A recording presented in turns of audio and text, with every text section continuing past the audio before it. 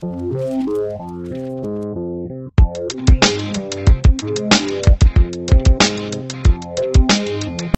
what up? It is ComicHead 84 wishing you a happy Halloween. But really, we know what holiday it is. It's New Comic Book Day. So, in honor of New Comic Book Day, I'm going to go through the comic books that I picked up today. And it was a good week for comics, if you ask me. Look at this, baby. I'm coming right out the barrel, smoking hot, starting off with Amazing Spider-Man #2, J. Scott Campbell, Virgin variant cover, signed, baby, with all that fancy certification, unbroken seal on this. I saw this at my comic shop today at what I thought was a decent price,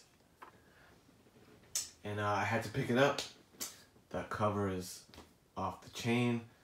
You know how J. Scott Campbell does with drawing women, and just killed it on this one. I love it. I think I'm gonna grade this baby.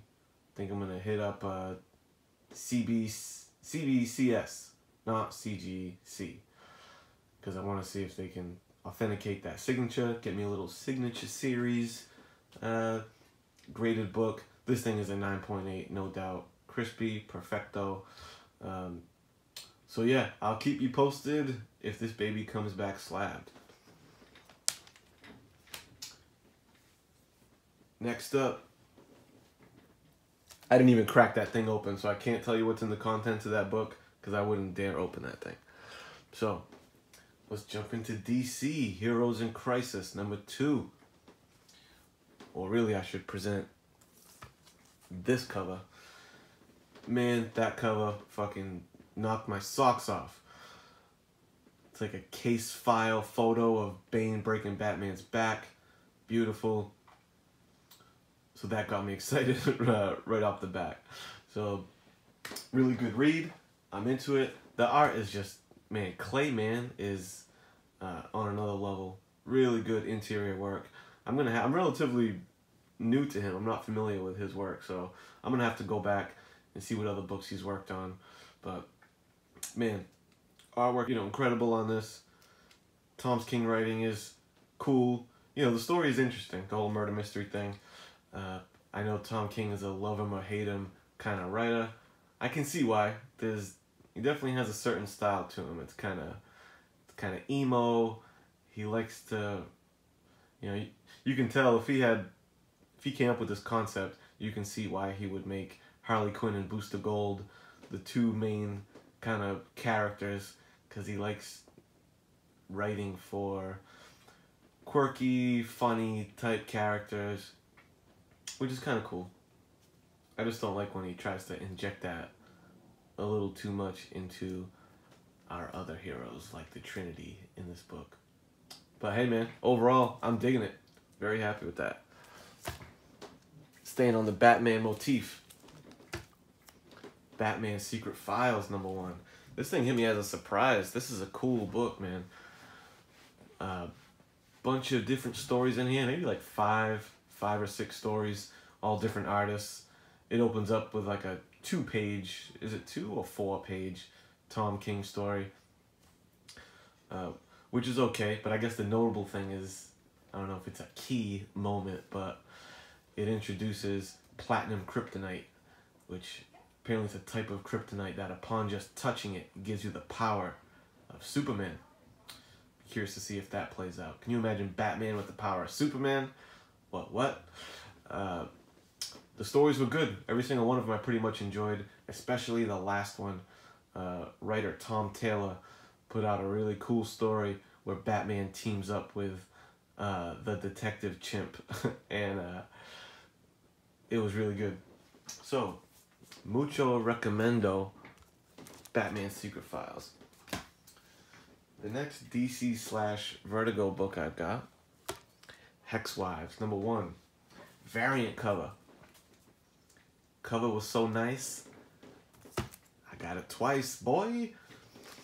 To be honest, I got this as a cover grab. I feel like this thing was going to be a hot book this week. It might be in high demand, perhaps. You know, just doing a little speculating that this might be a sought-after book, because it is a really good cover. But the surprising thing is, dude, I read this thing and I loved it. This thing surprised me. Really cool story about witches. Has a really interesting twist on the concept of witches in the current day. I don't want to get into, you know, spoiler territory with it.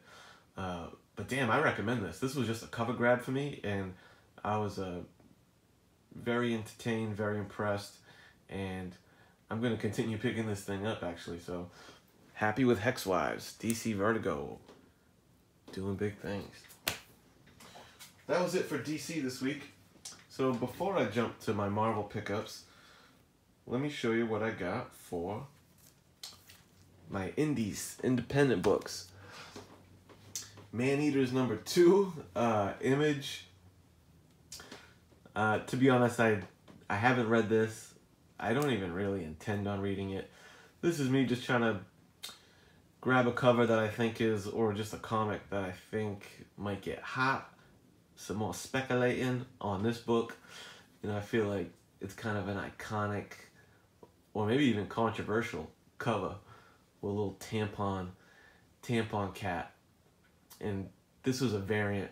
There was only one of them. Most of the cover A is just a solid blue background, and this one has some kind of holographic, I don't even know what they would call it, honestly. It's not, maybe it's foil, but it's kind of holographic. So, you know, I grabbed it. I'm gonna keep that in the collection, keep an eye on it, and see if that starts to stir up. We'll see. I mean, maybe if I'm bored, I might read it, but probably not. I have a preconceived notion that this is gonna be a man-hating book, and I don't really dig on that, man. I'm team male. You know what I mean? Next up, Ahoy Comics #1, Edgar Allan Poe's Snifter of Terror. This thing was fun, man. You know, especially on Halloween, I figured I wanted to pick up at least one horror book. They didn't have the Avengers Halloween special on the rack, the one that has like it's like a Frankenstein variant with Captain America, kind of monstrosity type cover. I wasn't able to find that, so I grabbed this baby. Cool comic. It almost has like it's Edgar Allan Poe kind of as your host, and he goes through two different stories of horror. They're both food related. The first one is it's called The Facts in the Case of Mr. Valdemar. It's about a pastry chef, and some grotesque stuff ensues. And the second one is called Dark Chocolate, and it's about a vampire that has a thing for chocolate, and it's heavily implied that it's a Count Chocula story, which is pretty funny. So this thing was cool. Keep on the lookout for, wait till you guys see the cover for #2 of this book. On the back cover of this comic, it showed like upcoming releases for the next 4 books from Ahoy Comics. They do like The Wrong Earth, this one, and a couple other I can't think of right now. But dude, the cover for #2 of this book is fucking hilarious. I'm probably gonna have to pick that one up just because that cover is golden. I definitely got a kick out of it. Getting into Marvel Comics, Black Panther #5. Did not read it. Got it because I'm just juiced on these battle line covers. You know, like I said, I'm not picking them all up, but I'm picking up the ones that I think are fire, and this one is fire. Really cool. I may check it out. Black Panther stories usually don't grip me. I thumbed through it, and you know, I didn't take the plunge. You know what I mean? But This was Black Panther number 5, Battle Lines.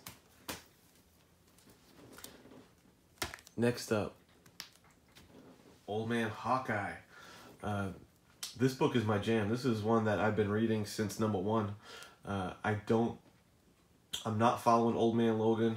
I think I read like the first, I think I have like the first few issues in trade paperback or something like that. But I don't follow it. It's not really my thing. But Old Man Hawkeye is really doing it for me. Set in the same world as Old Man Logan. If you're into Old Man Logan and you haven't checked this one out, I definitely would. Even if you're not into Old Man Logan, like myself, I would check this book out. This thing is really cool.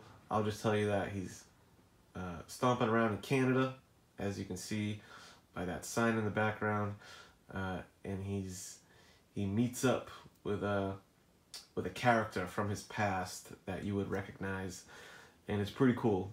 Because the overall premise of this book, I don't think we're talking spoilers here, the overall premise of this book is, as you know, it's the same world as Old Man Logan, so dystopian future, most heroes are killed, that kind of thing.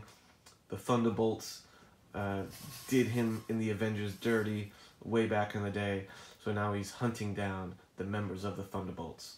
And it's interesting, to find these characters, advanced in age, where they're at this point, 30, 40 years after the events that we know them, and the character that he meets in this one, the Thunderbolts member that he's going after in this one, really good. One of the best Thunderbolt confrontations that I've seen thus far. So damn, I like Old Man Hawkeye. Really good. Lastly, in the Marvel stack, Extermination number 4. I love that throwback cover. I love the trade dress that they do with this Extermination book, the old school. They even make the white of the M, where the price tag and number goes. It's even like kind of faded, a faded, dirty white, like an older comic would be. So I like the cover, the trade dress there. The inside story is cool. It's not knocking my socks off, but I like it. I feel like I just love the X-Men, so I always want to at least keep one X-Men book in my rotation, because I'm really not reading any of the other ones. Thankfully, I think the purpose of this Extermination series, a 5-issue series, is to finally tie up that loose end of the old school original X-Men from the 60s being in today's world.